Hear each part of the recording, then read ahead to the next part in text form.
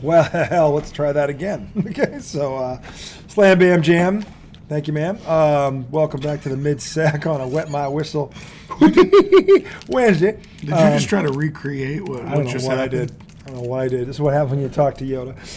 It just inspires you to think outside the box. Something about live TV, folks. It does. It Not that this is it, but yeah, no, really. There's just something about live TV that really, you know, we had some sort of emergency vehicle just come down the cul-de-sac.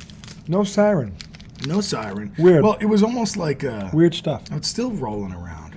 Mm-hmm. It's like a Chesterfield County vehicle. Looking for somebody. Looking for late night, middle-aged bloggers. Yes, like us. Up to no good. Yep. Guilty. Arguing about sports. Yep. That's us. And other insignificant items. Mm-hmm. And having a bloody good time doing it. Yes, enjoying life. So it is a Wet My Whistle Wednesday.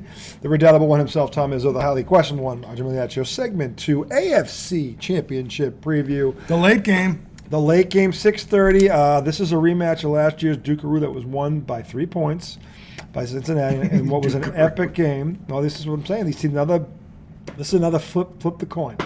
So these two quarterbacks. You think so? Yeah, I do. Because of where it is. I think this one's less of a flip than the other one. Maybe because Mahomes is on one leg. Exactly. But that's my only. But I get that.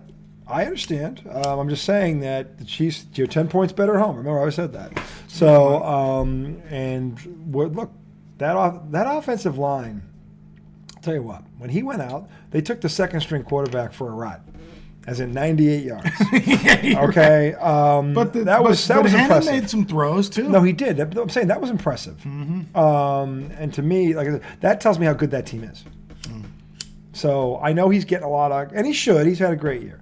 But that team, I don't think it gets enough credit for what they did when he did right. Mahomes gets a lot of credit. No, and he should. Yeah. But I'm saying I don't think his team, other than Kelsey, gets enough credit. And from the running backs to Juju Smith-Schuster, who's had a heck of a year as playing number 2. In fact, they kind of made him like a big tight end. They moved him around. By the way, the defensive tackle who's got, 15, Smith, he's a bull in a china shop. Chris Jones, rather. Yeah, Chris Jones. Yeah.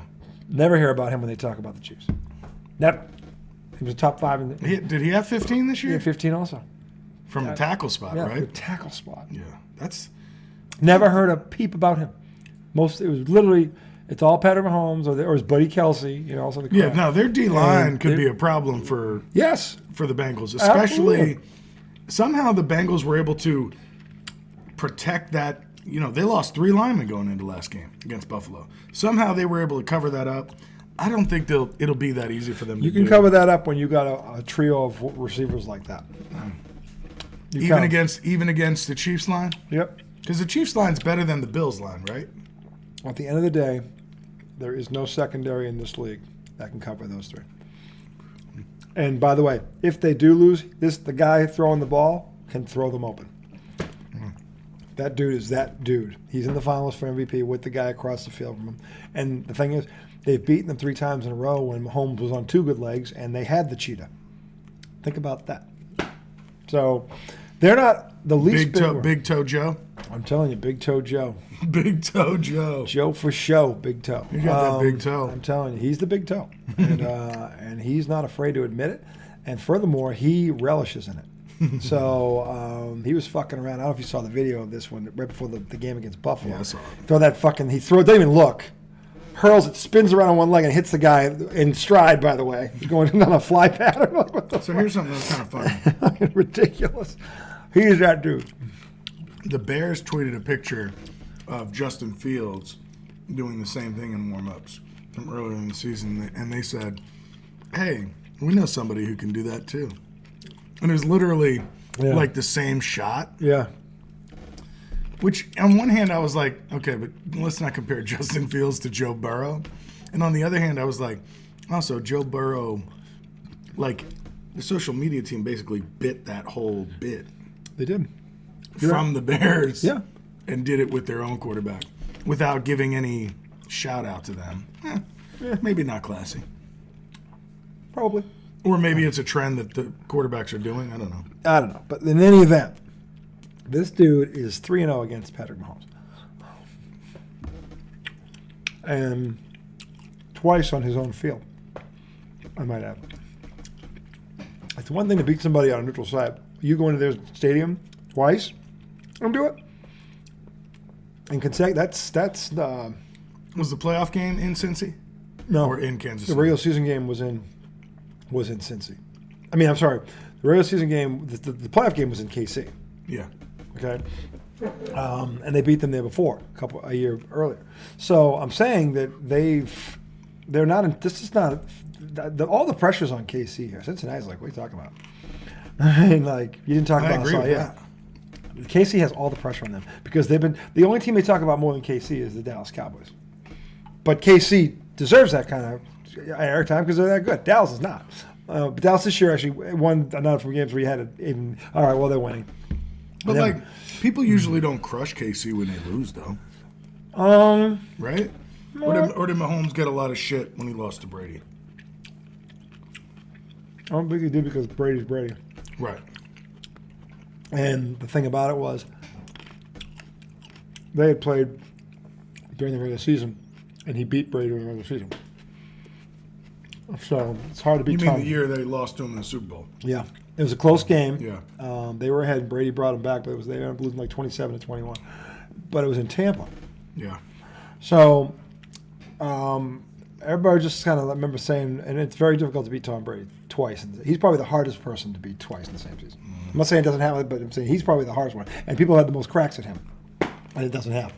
So the bottom line is that's who he was facing off against. Mm-hmm. So I don't think Pat Mahomes is going to take shit for that ever. Because if I'm Mahomes, like, oh, like you could beat him? He beats everybody. But if they lose this time it's different. I think everybody's going to say, look, he's playing on a high ankle sprain. They're not going to crush Mahomes. They won't crush him. They won't crush. That's why they'll just the pressure. They'll just put the pressure is because the team they're facing has beaten them 3 times in a row. So you feel like they have to, like, there's an added, like, oh my God, like, maybe they're we at can't home. beat this team? They're at home again. If you lose to this team for a 4th consecutive time, and it would be 3 times on your field.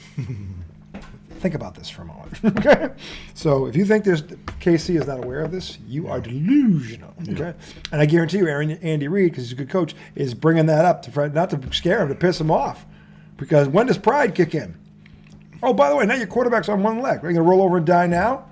I don't know. I don't know if Andy Reid likes that kind of pressure. Whether he likes it or not, that's probably the angle he's going to take. You think so? Right. Was he going to take the woe was me angle? Not the woe was me angle, but like, fuck the pressure. Let's beat them. They're not going to come into our house and fucking beat us. He's taking the approach of are you gonna pissed off now? You're gonna keep taking this shit. Yeah. You can beat this team. You should have beaten all the games were 1-score games. So I was like, what the fuck? Yeah, there was an OT game in there, right? Yeah, and one was an OT game. All of them were 1-score games, but they always get them in the end. And if that's really got to eat at you. Okay, well, that's why it's tough, because now you're going in and you don't feel full strength because Mahomes is not going to be scrambling the way.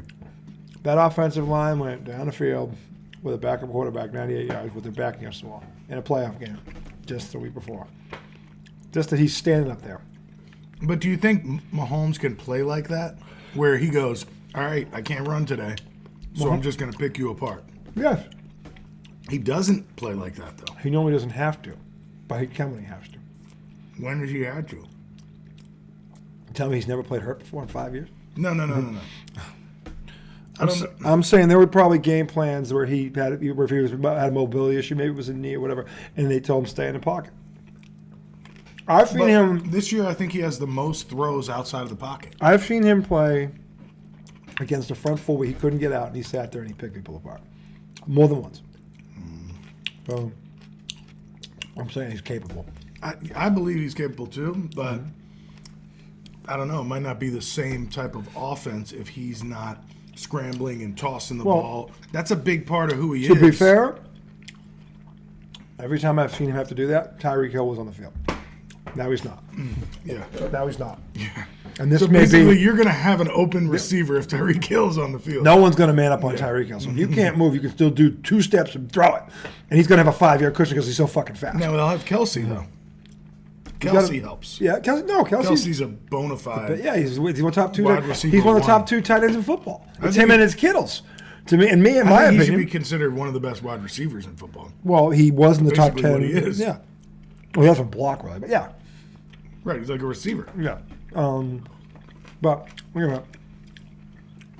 He still has him, but he doesn't have that. People will go up and go bump him. He's not going to run by. Yeah, no, you're right. Like the cheetah, one step, the cheetah, you're gone. And I think last time they played, the Bengals held Kelsey in check. They if did. If I'm not mistaken. The cheetah had a game though. Cheetah had a game. Cheat. I'm talking about this year. Well, not this year. They didn't play him. But Oh, they didn't play this year? Miami played them, but quarterback got knocked out. Miami played Cincinnati. I mean, Did Cincinnati and Kansas City play this year? in the regular season, Cincinnati beat them. Yeah. That's what I'm talking about. Yeah. I'm not talking about All right, Miami. well, after. What? You're talking about Tariq on the Chiefs. I'm talking about this year when they played Cincy. Without him. Cincy held Kelsey in check. Okay, I didn't see his stat line. I think okay. they did. Okay. Anyway, I still think because look, they've improved their offense has gotten better as the years gone on. I think he's more comfortable with these guys now than he was, say, at midseason. Yeah. I think if this happened at midseason, yeah, a bigger impact. I don't think there'll be a bigger impact. The difference will be if Cincinnati can apply pressure with 4 and not have to send a 5th guy. Because then they can drop a 5th back, an extra back in the secondary there, and make the windows tighter, and that's where there can be problems. Dude, but the way they blitzed Allen, that was pretty. that was nasty. They had a slot, like a Yeah, secondary guy blitzing off the slot, they were coming from and everywhere. Allen would never see him. They kept. Yeah, He was zipping around the line like, the line when he came up the middle. yeah. He hid behind the tackle and the guy, Right, and then bang. I mean, and there was one where he came from the side and Yeah, hit his arm, you know, and it was really a fumble, but they called it incomplete. yeah. But I'm just saying. if he can't leave the pocket and you got heat coming on him, This is the thing. Cincy, the thing I think what Cincy will do is, if they can't get pressure with 4, they'll send him. In the case of Allen, whose first instinct is to fucking run anyway, I can see why they kept doing that because you couldn't let him escape. They had to keep him in the pocket. Every time Allen got out of the pocket, bad things happened. Yeah. So I mean, they made sure he couldn't get out of the pocket. DeMarcus Spears had a nice breakdown of how they kept him in the pocket last week. Yeah, It was pretty cool. yeah. I mean, Like how the 4 linemen were all working together. yep. Nobody was diving in. Yep. They were pushing Uh-huh. and then reestablishing Yep. and basically just walling them Wall off. him off. And then eventually one D lineman got one-on-one with somebody, zipped right by him and crushed Allen. Crushed Allen. It was kind of a thing of beauty. Like, Yeah. I don't know the X's and O's of football like that. So when I see someone break it down like that, I'm like, Yeah. If you I'm just looking at 4 big dudes banging, but what the not problem realizing there's a the big dudes are forming a pocket, but they don't know exactly where he is back there. So unless they see him step up and go past them, right? But when they're dropping back, they still can't see him, right? So they don't know technically. They think he's in the pocket, but they don't know where he is. So the thing is, and what the defensive end will do is, once they get separation on a bump, if the quarterback's moving, because they can see where the quarterback's going, they can bump it. If he's going inside, they can duck inside separation and come free because they're watching the quarterback. dude. On this one, it appeared that everybody knew where the quarterback was. It was a party. I mean, It's a party in the Buffalo both backfield. the ends, they were not driving past the quarterback. They pushed the offensive lineman just enough to block off the corner. Yeah. And then the tackles are kind of moving with them. The Chiefs had a banquet in that backfield. Everybody was invited, and everybody showed. It was So- Cincinnati against the Bills. Oh, yeah. I meant the Bills. Yeah. I meant the party in the Bills backwards. I meant to say. RJ will be back for segment 3. He's out for lunch. He's out for lunch. He stopped by Wawa. Check back at 15. Anyway, back to this game. Right? So, I think Cincy and the Bengals. That's what I'm going the with. Bengals. Okay, give me a score. 28-20. Okay. I've got 35-27. I still think KC puts up points, but eventually they because he can't move, eventually they get to him. And there's going to be a turnover late. And they're going to put it away. So we both got it 8 points. Yep. Do you know what the spread is on this game? It switched to it's even now. It was a 2.5, and then I think it went to 1.5, and then it was even because of a even. It's an even game. It's a pick 'em. They're not going to give anybody like 2.5 or 3. It's only because they're in KC. The gentleman's 3, they call it. They were only getting 2.5 when they found out how bad his injury was. Then it went down from there. Well, I think then you got to put money on Cincy. I would. I think they're going to win by double digits. You're getting more value. You're getting more value for Cincy. I think Cincy has beaten them when they're healthy. I don't think it makes a difference either way. Crazy thing for me is, I didn't realize how good Cincinnati was until last weekend. Really? I hadn't really watched them. They got better every week.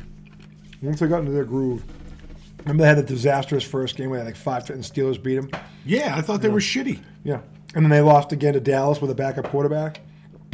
After the Dallas game, something changed. Something that whatever that post game meeting was after that Cowboy lost to that backup quarterback. Now Huntley ended up being pretty good, but that was the first game he played. No way they should have. You're talking about Cooper Rush? The receiver, the backup quarterback for Dallas. Cooper Rush. Is it Cooper Rush? Yeah. I'm thinking Huntley. Huntley's a backup for Baltimore. I'm sorry, yeah, Huntley. So Cooper Rush. I'm sorry. So yeah, they're like, Cooper. Who the fuck's Cooper Rush? And but whatever happened in that post game that week, something changed. Cincinnati was a different team from then on. They were. But they still had a bad loss or two throughout. No, when they lost, they were injured. Jamar Chase missed. That's what it was. He was out. He was out for 3 weeks, and they lost 2 of those 3. Okay. Without him. But I guess I wasn't following that closely. Okay. And I just thought, like, oh, yeah, they're not, like, great. I was definitely undervaluing. They were 12-4, and if it wasn't for that kid damn near dying, which I'm glad he didn't, but they were going to probably win that game. They were out playing the Bills. I agree with that. They'd have been 13-4. So, my thing is, I think they're the best team in the AFC. I think they're the best team in football. I think they're not just going to win this game. I think they're going to win the Super Bowl. Whoever comes out of the NFC, they're beating them. So, because this kid doesn't care.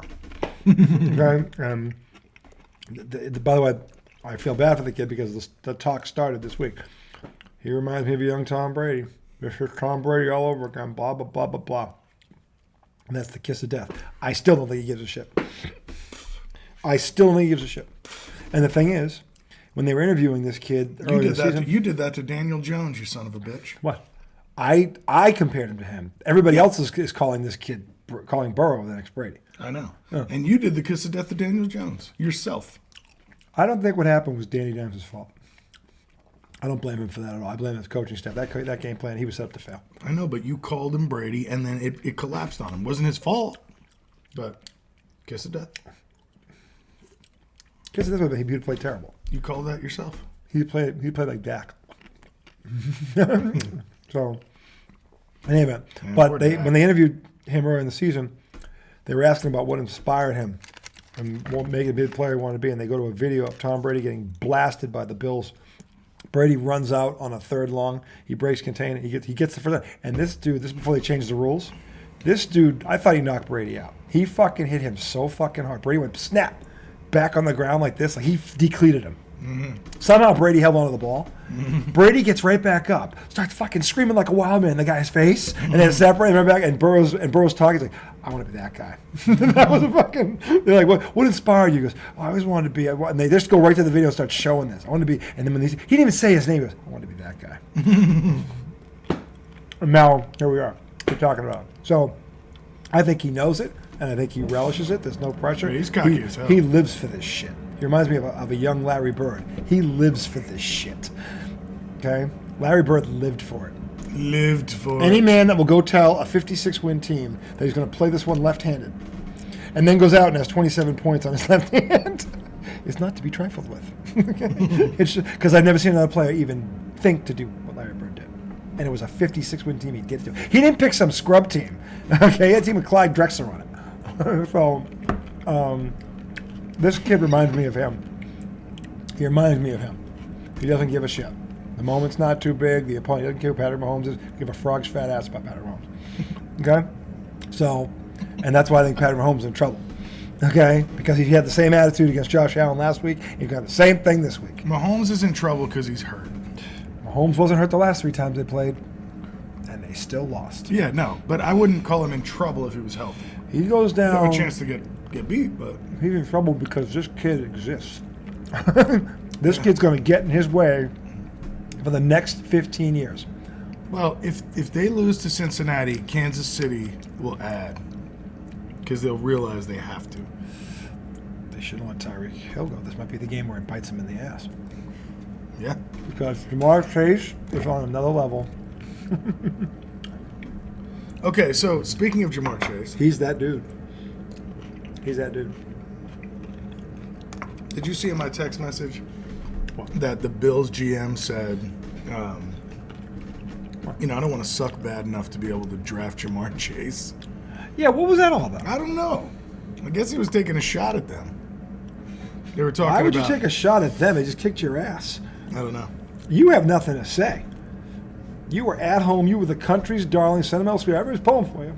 Mm. And you did that? You can't. Fuck you. Take a shot at the Bengals. Yeah. The team that got screwed in this was the damn Bengals. Yeah. Okay, they was left out of that whole conversation. Who the fuck are we? And the thing is, this is why I think the reason why they're going to win. They have a checklist. Who are the 2 teams they were talking about? Not us. Buffalo, bye. KC, bye. This is a checklist, ladies and gentlemen. Yeah. And I don't think people realize it. That, and by the way, that is bigger reason why. They felt like refunds. Yep. He said it last week. He'll say it again. The news for you. Like, oh, so this is what the refunds look like. Enjoy your off season. I'll see you in the desert. Oh, I mean, I'll be there. If you get a ticket, you'll show up. So, I mean, I've got them 35-27. I think I'm giving Casey too much credit here. Same score as the NFC Championship game. No, I had 30-27. No. Yes, I did. I had Eagles 30. Yeah. Yes, I did. But I said field goal. Oh, so where did he pick this one then? 35-20. Yeah. This is this one. I'm taking Cincinnati 35-27. What was your score? I forgot that we picked it already. Did you pick a score? Did I not? I didn't think you did because I didn't pick a score. I just gave my score.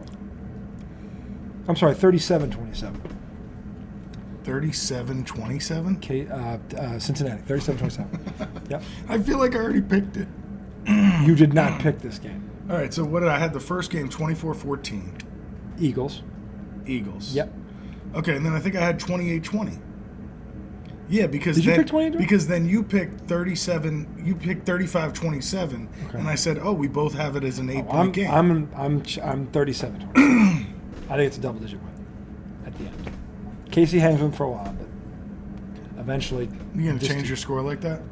I'm adding 3 points. No, I'm adding 2 points. 2 points. What's 2 points? It's just random. What? We both agreed it was a 1-score game. And now you want to go add a safety. I'm adding a safety. Technically, it's a field goal because it'd be like a touchdown, 10 points. I mean, you're not adding you're not adding a field goal. I'm adding 2 points. You're adding a safety. Okay, so what? Ridiculous. Utterly. Actually, not ridiculous because that could happen. He can't move. That could happen. Oh my God. I'm just saying. I'm going to add a missed extra point in. Go ahead. Instead, it's going to be 29 to 20. I don't care if you change the score. If you feel that, go ahead, change it. No, I don't care. It's a 10-point game. It's a 1-score game. One possession. It's a 10-point game. You think it's a 2-score game? I think it's a 1-score game. Okay, fine. There you go. And our scores will bear that out. You're the one that was arguing that teams play 10 points better at home. I know. That's why I just changed it to 10. I have 37-27. You're going to change it to 10. Yeah. Which makes it a worse loss for the home team. They're going to lose by 10. I think this is the thing. I said a team plays 10 points better, and you said that's my point. Here's what I'm saying. They're going to get beat by more. Here's what I'm saying. If he's on 2 good legs, I would take them by 4. It still takes Cincinnati by 4. Okay, he's not. I'm taking him by 10. Okay, it's a touchdown. To me, it's another score. If he's on it's a 1-score game. He's not. If he's on, he's not. Okay, so that's all I'm saying. That's good logic. It is. They beat him 3 times when he's been 100%. By around that score. Maybe 3-4 points. Maybe they do. Maybe. Maybe they do. Have you met Joe Burrow? Joe swinging the ball. I saw something on Twitter that they're calling Arrowhead. Joe Giant Plums. Burrowhead. Giant Plums Burrow. I saw on Twitter that they were calling him Joe Burrow. Joe Giant Plums. They were calling it Burrowhead instead of Arrowhead. Where am I getting that from? Joe Giant Plums Burrow. Asshole. You're getting it from the plums thing. Oh. I feel it in my plums. Mr. Farrell. Vintage Farrell. It's Big Toe Joe. Is that his name? Yes. Big Toe. Get the big toe, baby. You know he hit you with the big toe. You're going to hit somebody with the big toe on Sunday. So that'll end it? Well, no, that'll end the segment. Really? We're going to come back and talk about the other thing you want to talk about. Break this up, keep it short. Break what? We're going to break this up and keep it short so we can keep Okay. So we're going to come back to this. We have segment 3. He's got an axe to grind, and I think he's right. So in a minute, we will be back. Segment 3 quick. So a little hot stove baseball and a little thing about the Boston Celtics. Both things when we get back.